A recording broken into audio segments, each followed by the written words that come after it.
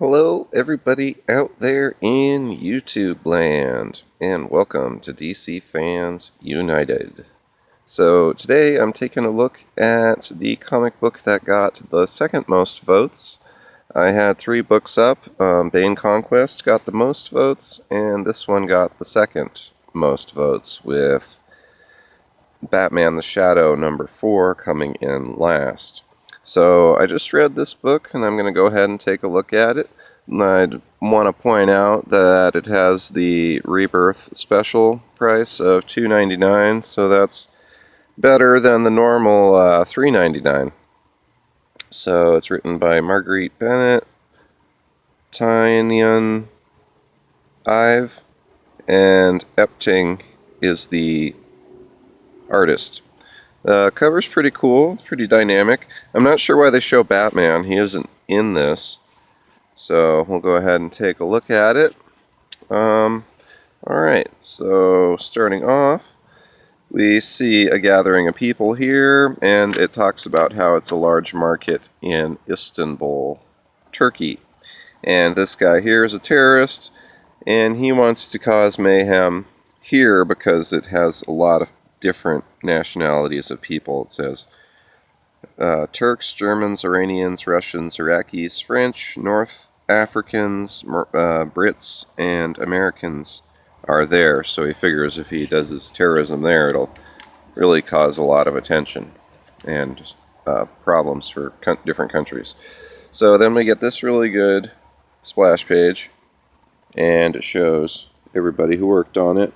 Generally, I don't know if it's like this in all comics, but especially in DC Comics, usually on the second page is a credit page with a big splash page.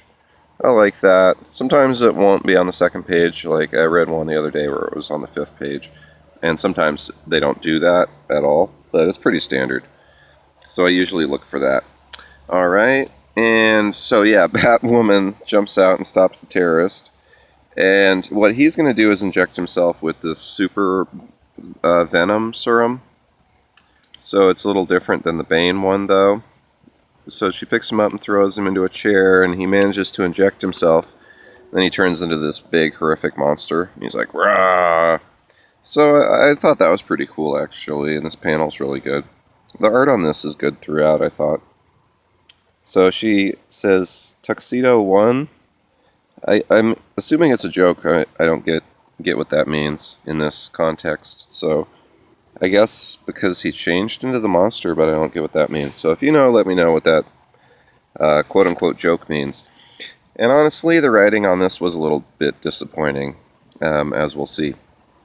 So outside on a yacht in the harbor is her assistant, and she is a Pennyworth. So apparently she's related to Alfred. And they have a little dialogue, and she's going to send her backup, which turns out to be this motorcycle. So it drives itself there, and she jumps on the motorcycle. Now she's mobile, and drives and gets the thing to chase her.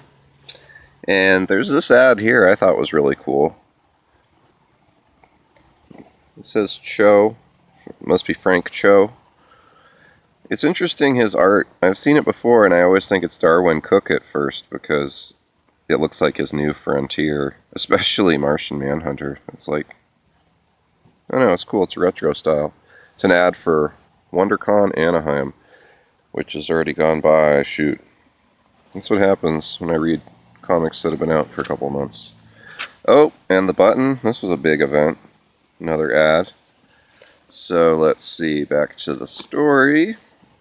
Oh yeah, so Batwoman drives into the bazaar and grabs a hanging chain thing and throws it on his neck. And it says here, can't breathe. So she basically took him out.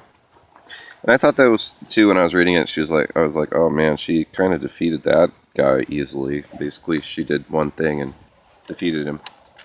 So then he transforms back into his human form for some reason. And then she's going to question him because she wants to tell me where the... Imagine this in Batman's voice. The cellar. Tell me where to find the cellar. You know, it's Batwoman, so she probably didn't say it like that. And he says, "Many arms, the arms of death," and then he gets hit in the head with a knife. And she kind of looks at him and looks over her shoulder, and there's the woman who killed her is just standing there. And at the time, I was like, why didn't she hit Batwoman with the knife? But there's probably I'm sure there's some reason which will be revealed later in a different comic. So then the lady runs and Batwoman chases her. And throughout this comic, it's kind of over the top because Batwoman's always talking about, I'm not even kidding, she's always talking about how she can do things Batman can't do. Well, she didn't catch this assassin or prevent the criminal from being killed. And she spent 6 weeks, it talks about she spent 6 weeks to find this guy in the first place. So I don't know. Not ragging on her, but she kind of brings it up herself. I'll point it out if I see it. But anyways, she gets to the yacht, and her assistant's there, which is also her girlfriend, and they pointed that out earlier too. There was this lame joke about how Batwoman wasn't doing the dishes, and I was like, oh dear. But yeah, there's nothing wrong with that. I mean, that's fine. That's their deal. Batwoman's always been lesbian, as far as I know. I just think the writing's kind of hacky. Like, her assistant / girlfriend comes in, and she's carrying a single cup on a tray. Oh, and then we have this hilarious comedy about how Batwoman took the cup and drank it, even though, it was actually for her, even though she brought it in on a tray like a servant would instead of holding it in her hand and drinking from it. Alright, so I thought that was really cheesy. It's an attempt at comedy. And then we kind of talk a little bit, and they locate the origin of the knife from the DNA on it. Oh yeah, and we get this ad, another big ad. It's kind of brutal, they have so many ads, but at least they're for relevant stuff. So I thought this stuff was cool. I like these Hanna-Barbera books DC's been putting out. And I did some reviews of the Flintstones when I first put up my channel, but they didn't get many views, so let me know in the comments, guys, if you'd like me to review more of these Hanna-Barbera books. I'm running out of space. I only have a little space on my phone left, so I'm going to try and pick this pace up a little bit. So they have some dialogue. They're out on the yacht.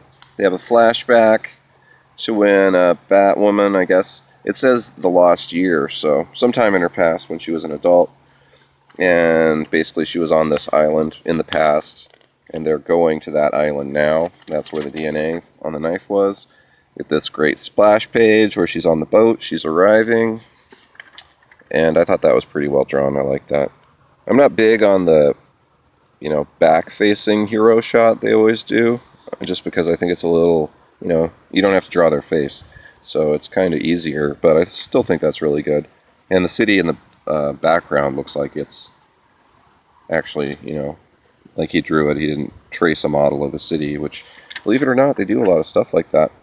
So she gets there, she jumps off, swings onto the dock, and right away she meets the guy from her flashback, like he's just standing out there.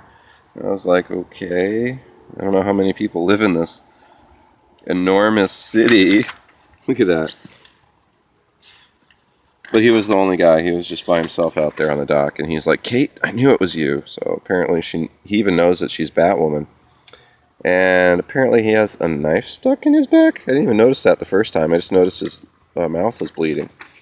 And then I guess he dies, and he says, why did you come back? And we're at the end of the book. I get some more ads, and that's it. Alright, I thought it was... Boy, I don't even know. You're going to have to judge for yourselves on this one, guys. I showed you as much as I could in the book. I think the writing's good. It's a pretty cookie-cutter story, which I don't mean that in a bad way. Like, a lot of stories jump around a lot. Like, I've been reviewing Countdown to Final Crisis, and holy cow, it's like 2 pages at most with one character in one part of the story, and then it jumps again. So, like, this is a good adventure story. It follows a character all the way through. I just didn't like some of the writing. I thought it was kind of cheesy, and I didn't like how they were always saying, well, she can do things that Batman can't do, and it's like, come on, why can't they just be equals, or at least offer some real things that she could do that he couldn't do, because I didn't really see any of those. Alright, that's all for now. That's my review of Batwoman #1. And yeah, that's it. Thanks for watching. Thanks for subscribing. And if you aren't subscribed, please subscribe.